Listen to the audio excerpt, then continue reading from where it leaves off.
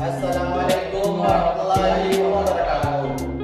Perkenalkan, kami dari kelompok 2 akan memaparkan materi tentang sejarah perkembangan teknologi pendidikan. Sebelumnya, perkenalkan, nama saya Wahyu Asani dan rekan saya.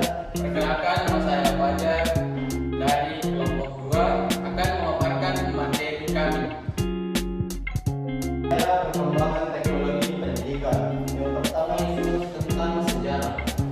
Sejarah teknologi pendidikan. Banyak orang tidak tahu awal teknologi pembelajaran yang pendidikan ini pada tahun 1920. Pengajaran visual digunakan untuk memberikan materi visualisasi kepada siswa saat pembelajaran. Pertama, tahun ini dimulai teknologi pembelajaran di Indonesia mulai berkembang pada tahun 1951. Kemudian pada awalnya teknologi pembelajaran digunakan untuk menemukan masalah pendidikan dan menemukan cara yang tepat untuk menyelesaikannya. Sampai digunakan sebagai cara guru berkomunikasi dengan siswa mereka untuk meningkatkan pembelajaran. Museum sekolah adalah rumah bagi sejarah teknologi Amerika. Dari tahun 1950 hingga 1995 terjadi perubahan teknologi pembelajaran. Salah satunya adalah kemunculan komputer dan dalam pembelajaran.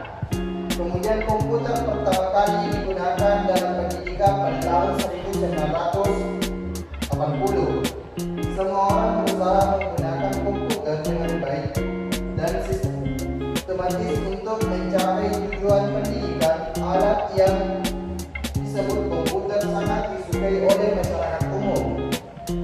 Kemudian pada awal 1993, 40% sekolah dasar dan 75% sekolah menengah memiliki komputer yang digunakan dalam pembelajaran.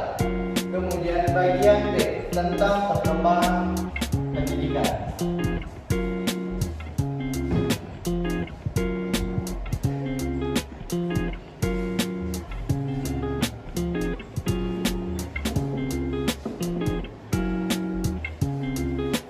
Pemerintah menetapkan aturan yang mengatur pendidikan di sekolah. Di Indonesia, Departemen Pendidikan Nasional bertanggung jawab atas sistem pendidikan yang mengatur seluruh sistem berdasarkan peraturan yang ditetapkan.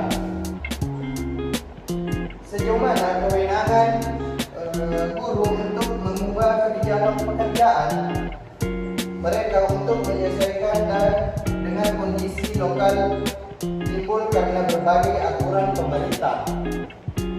Demikian pula seberapa besar kesempatan yang diberikan kepada pendidik untuk meningkatkan kemampuan potensi mereka untuk menghadapi tantangan yang ditimbulkan oleh kemajuan zaman.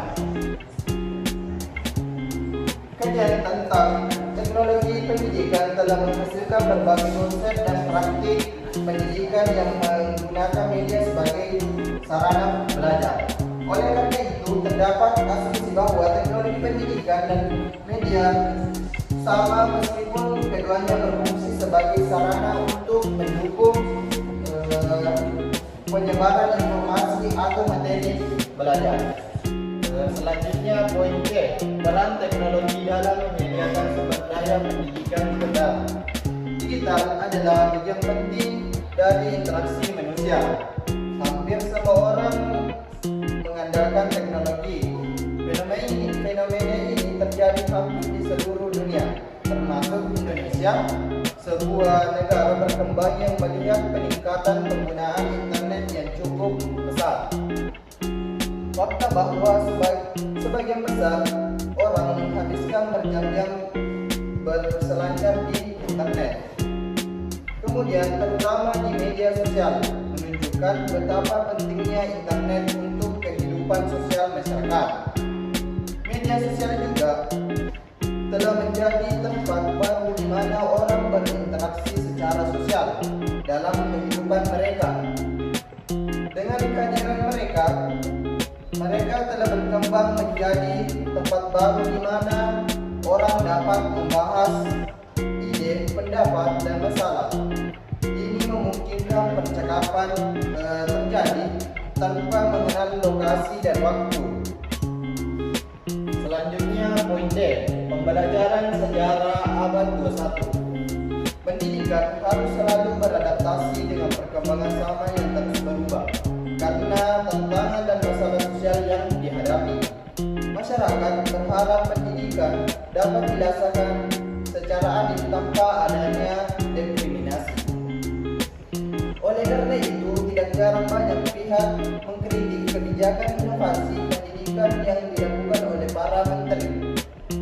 Kurikulum tingkat satuan pendidikan KTSP 2006 merupakan kurikulum lama yang tidak memenuhi standar tujuan pendidikan nasional. Sementara itu, kurikulum 2013 yang berlaku saat ini menggantikan KTSP 2006 dan mengintegrasikan penilaian sebagai bagian penting dalam proses pembelajaran. Penilaian dalam kurikulum ini berfungsi untuk menentukan kebijakan dalam pembelajaran di setiap kelas. Kemudian poin E, bahan ajar digital. Bahan ajar digital adalah kumpulan bahan yang dikumpulkan secara sistematis dari berbagai sumber dan digunakan untuk mengajar. Menggambarkan bahan ajar sebagai sekumpulan sarana atau alat pembelajaran yang mencakup materi pembelajaran. Metode, batasan, dan teknik evaluasi. Mereka dirancang dengan cara menarik dan sistematis untuk mencapai tujuan yang diinginkan, yaitu mencapai kompetensi atau subkompetensi dan segala kompleksitasnya. Poin selanjutnya yaitu poin F, yaitu tingkat adopsi teknologi dalam pembelajaran. Tingkat adopsi teknologi dalam pembelajaran merujuk pada seberapa cepat atau seberapa lambat teknologi pendidikan diadopsi oleh masyarakat atau lembaga pendidikan. Model adopsi teknologi terkenal seperti model diffusion of innovation oleh Efrain Rogers. Dia akan keras bekerja untuk memahami bagaimana inovasi diterima oleh individu atau kelompok dalam masyarakat. Poin G, yaitu pentingnya industri 4.0. Tujuan utama industri 4.0 adalah untuk menyatukan teknologi informasi dan industri internet dan sensor yang memungkinkan pengguna membuat sistem interaktif adalah komponen utama industri 4.0. Selanjutnya poin H, yaitu teknologi pendidikan di era Society 5.0. Teknologi pendidikan di era Society 5.0, Kesiap Indonesia menghadapi Society 5.0 seiring berjalannya waktu. Teknologi modern semakin berkembang. Ada Society 5.0 yang didirikan oleh Jepang. Apa yang dimaksud dari Society 5.0? Yaitu kecerdasan buatan atau AI, komputerisasi, dan industri robot adalah contoh dari teknologi Internet of Things modern yang membentuk masyarakat 5.0. Poin selanjutnya yaitu analisis perkembangan ilmu, pengetahuan, dan teknologi atau IPTEK dalam pendidikan. IPTEK adalah akronim untuk ilmu pengetahuan dan teknologi. IPTEK dapat membantu meningkatkan wawasan dan pengetahuan teknologi. Thornton B. dan C. Sterling mengatakan bahwa ilmu pengetahuan adalah suatu usaha untuk menemukan informasi yang masuk akal dan dapat diandalkan, yang dapat diuji secara sistematis dengan langkah-langkah yang teratur dan yang bisa didasarkan pada prinsip dan metode tertentu. Dan poin yang terakhir yaitu e-learning. Pembelajaran jarak jauh atau e-learning adalah pendekatan inovatif untuk pendidikan yang memanfaatkan media elektronik untuk menyampaikan informasi yang dapat meningkatkan pengetahuan, keterampilan, dan kinerja siswa. Salah satu metode belajar di perguruan tinggi adalah e-learning yang dapat menjadi solusi untuk mengatasi pertemuan yang tidak dapat dilakukan secara tatap muka di kelas. Baik, kesimpulan dari sejarah perkembangan teknologi pendidikan, yaitu berawal dari penggunaan media